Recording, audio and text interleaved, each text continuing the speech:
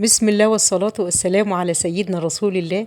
اللهم صل وسلم وبارك على سيدنا محمد عدد خلقي ورضا نفسي وزنة عرشي ومداد كلمات. تعالوا بقى النهارده يا حبايبي وكل متابعين هنا عبده هنعمل كيكة الذرة أو كيكة البسيسة بطريقة مختلفة جدا وجميلة جدا. أنا كنت عملتها معاكم قبل كده بس أنا بحبكم تشاركوني كل حاجة أنا بنزلها. معانا هنا المقدار بالكوباية يا حبايبي. أنا هقول لكم المقدار بالكوباية وهسيب لكم المقادير كلها في صندوق الوصف. صندوق الوصف ده اسفل الفيديو كلمة اسمها المزيد، هتدوسوا عليها هتدخلكم في الوصف. تمام. وهتعرفوا المقادير بالكوباية. معانا هنا اللهم صل على سيدنا النبي محمد. احنا حطينا كوبايتين من دقيق الذرة الصفراء وكوبايتين من الدقيق العادي اللي هو الابيض متعدد الاغراض. تمام. اتنين واتنين، كل المقادير كوبايات الدقيق 4 كوبايات. تمام. ومعانا دي اللي هي الصفرا يا حبايبي، وتمشي معاكم وتعملوها كيكه الذره ديت بالذره البيضه. احنا عملناها النهارده بالذره الصفرا، صحيه. وانتوا عارفين طبعا فوائد الذره، يعني صحي جدا. فوائد الدقيق الذره جميله جدا، اكتبوا عنها كده واعرفوا. هتلاقوا فوائد الدقيق الذره لها فوائد كتيره جدا لجسم الانسان، جميله جدا. معانا هنا كوبايه زيت. تمام. معانا كوبايه لبن، وانا زي ما قلت لكم هسيب لكم المقادير في صندوق الوصف. كوبايه زيت، كوبايه لبن، كوبايه وربع سكر، لان انا بحب السكر حاله خفيف. لو انتوا حابين تزودوا ممكن تقدروا تخلوها كوبايه ونص او كوبايتين الا ربع، او تحطوا كوبايه والكوبايه التانيه تشيلوا منها 3 4 معالق، يعني على حسب التحليه دي بتاعتكم انتوا. فانا بحب الحاجه تكون ايه، يعني حالها مظبوط. وحطينا 5 بيضات. هقول لكم حطينا 5 بيضات في قلب العجان كده. 5 بيضات. تقدروا تضربوا بالمضرب، تقدروا تضربوا في الخلاط، المضرب اليدوي، تقدروا تضربوا في الخلاط، تقدروا تضربوا في المضرب الكهربائي. كل حاجه شغاله معانا. انا هنا ضربت المضرب العادي اللي هو اليدوي. انا عندي الكهربائي بس انا بحب ايه عشان ابسطها عليكم، اللي مش عنده مضرب كهربائي يقدر يعمل الحاجه دي ممكن بايديكم. والله لو انتوا غاسلين ايديكم حلو هتعملوا الحاجه دي بايديكم. تمام. يا ريت في بدايه الفيديو كده لو عجبكم الفيديو ما تنسونيش في اللايك، اعملوا اشتراك بالقناه مطبخي مطبخ انا حبايبي واخواتي بالله. حطوا لايك كده للفيديو عشان اللايك بيرفع الفيديو يا حبايبي. اللايك بيرفع الفيديو، فيا ريت ما تبخلوش عليا باللايك. هنا حطينا في العجان 5 بيضات، حطينا 4 اكياس فانيليا، حطينا كوبايه لبن. تمام. ونضرب. حطينا كوبايه وربع من السكر. تمام. وهنضرب كل الخليط ده مع بعض. وانا زي ما قلت لكم تقدروا تضربوه في الخلاط، تقدروا تضربوه بالمضرب السلك، اي مضرب سلك يدوي، تقدروا تضربوه بالمضرب الكهربائي. فكل حاجه شغاله معانا. احنا بنبسط الامور لاي حد يقدر يعمل الحاجه دي. هناخد معلقه كبيره كده من بشر البرتقال اللي انا كنت عاملاه معاكم فيديو. نكهه البرتقال بيدي نكهه البرتقال جميل جدا. تمام. انا بقول لكم كمان هسيب لكم المقادير في صندوق الوصف. تمام. يا ريت كده تدعوا لامواتنا بالرحمه كده، وادعوا لابويا بالرحمه والمغفره، وادعوا لاموات المسلمين كلها يا رب. اللهم يا رب ولا مريضا الا شفيته، اشفي كل مريض يا رب. وادعوا لجوزي بالشفاء وربنا يتم شفاه على خير يا رب، اللهم امين. بصوا بقى كده، هنا انا ضربت كل حاجه مع بعضيها، اللبن مع البيض مع الزيت مع كل حاجه مع بعضيه. اضرب ضربه حلوه كده لحد ما يعمل فقاعات كده، يبقى يعبي هوا كده. نيجي نحط الدقيق يبقى معانا ايه زي العسل، ورشه ملح.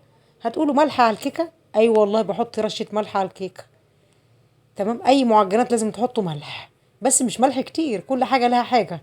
يعني هنا الكيكه بين صوابع كده، يعني نطره ملح صغيره كده. تمام. لا تذكر. تمام. بس مش هحطها على العجينه، يعني اللي هي الطريقه ديت المواد السائله. مش هحط الملح على المواد السائله، انا هحطه على الدقيق رشه بين صوابعنا خالص كده. معانا بقى زي ما قلت لكم مقدار الدقيق. معانا كيس ونص كيك شيف هنحطه على الدقيق. بعد ما نحط الكيك شيف على الدقيق، انا نخله هنا الدقيق نخلته، هنديله كمان نخله، لان كل ما بننخل الدقيق كل ما بيعبي هوا، كل ما الكيكه تبقى مرتفعه معانا. تمام. اهو. هنقلب نحط الدقيق على الصينيه كله على بعضه، الدقيق الابيض والدقيق الذره الصفراء، وهنضيف عليه رشه الملح اللي انا قلت لكم عليها. وهنقلب بقى ودي خليط كله خلط مع بعضه، خلط كده. تمام. وهننخله نخله حلوه كده كمان، انا نخلها قبل كده. بس كل ما الدقيق بيتنخل في الكيك بيخلي الكيك مرتفع ويعبي هوا ويبقى بصوا والكيك شيف كمان ده بيسد الفراغات اللي بين الكيكه. بيخليها مقفوله. كيك شيف ده يعني جميل جدا، انا بحبه عن البيكنج باودر. كل حاجه انا بحبها تكون ماشيه معايا وشغاله معايا في اي وصفه انا اعملها، بدني عليها وايه وما اغيرهاش. تمام. يا ريت لو وصلتوا لحد هنا تحطوا لايك يا حبايبي، عشان اللايك بيرفع الفيديو. مطبخي مطبخ انا عبده، كل متابعين مطبخ انا عبده. انا هنا بعد ما خلطت الدقيق الذره على الدقيق الابيض، اديله نخله كده على جنب زي ما انتم شايفين كده يا حبايب قلبي، عشان كل ما بندخل كل ما بايه بيفرغ الهواء في الكيكه، وتبقى الكيكه ايه سد الفراغات، وتبقى خفيفه ومستويه، وبصوا وبدي هواء في الكيكه. تمام. هنا بقى دي الذره، بصوا خشنه ازاي، انا طلعت دي الذره الصفرا ديت ونخلته مره وطلع معايا بردك الخشنه ديت. تمام. هنا بقى احنا حطينا دي على بعض، وهنعبر بردك بالكوبايه عشان دي ده كتير، انا ما كنتش معبره. انا خلطت على بعضه وهنعبر منه 4 كوبايات. بس اهم حاجه نحط نص كوبايه بنص كوبايه، الدوب معانا نحط غيرها علشان الكيكه ما تهبطش معانا. اول ما تدوب معانا احط نص كوبايه اللي بعديها، نص نص، ال4 كوبايات هحط نص نص لحد ما تدوب وتبقى معانا دايبه. هنروح حاطين اللي بعديها. تمام. لان ما ينفعش احط الدقيق كله مره واحده، لو حطينا الدقيق كله مره واحده الكيكه هتهبط مننا. وكمان في معلومه كمان، لازم تشغلوا الفرن قبليها ب5 دقايق او 4 دقايق. ماشي، الفرن يسخن، تتحط والفرن سخن. تمام. وما نفتحش الفرن على الكيكه قبل ربع ساعه. تمام. احسبوا كده، اظبطوا التايمر علشان لو فتحتوا الكيكه وهي بتستوي الكيكه هتهبط معانا. فاهم حاجه ان احنا حطينا بقى شويه خل، حطينا معلقه كبيره خل، لان الخل ده بيحافظ على لون الكيكه كده، بيخلي لون الكيكه حلو ويديها هشاشه حلوه كده، وبيغير لونها كده يخليها فاتحه، فتح اللون. حطينا معلقه كبيره خل. اللهم صل وسلم وبارك على سيدنا محمد، عدد خلقي ورضا نفسي وزنة عرشي ومداد كلماتي. صل على الحبيب مكسب وطيب، الصلاة على الحبيب شمس لا تغيب. اللهم صل وسلم وبارك على سيدنا محمد. اذكروا الله في الكومنتات بالله عليكم، وصلوا على النبي في الكومنتات. البخيل اللي يسمع اسمه وما يصليش عليه. صلى على الحبيب النبي محمد صلى الله عليه وسلم. معانا صينية هنا مقاس 24، وانا هنا كمان اتبقى مني من الخليط عملته فين؟ شفتوا عملته فين؟ مش هتصدقوا، عملته في اللبانة. طلع معايا مرتفع عامل زي التوست. بصوا بقى اتبقى معايا يعني حوالي تلت الخليط. الخليط كتير على الصينية. ما هو بقى بصوا كده، حطيته في اللبانة بس المقطع ده اتحذف مني. بصوا يا حباب قلبي.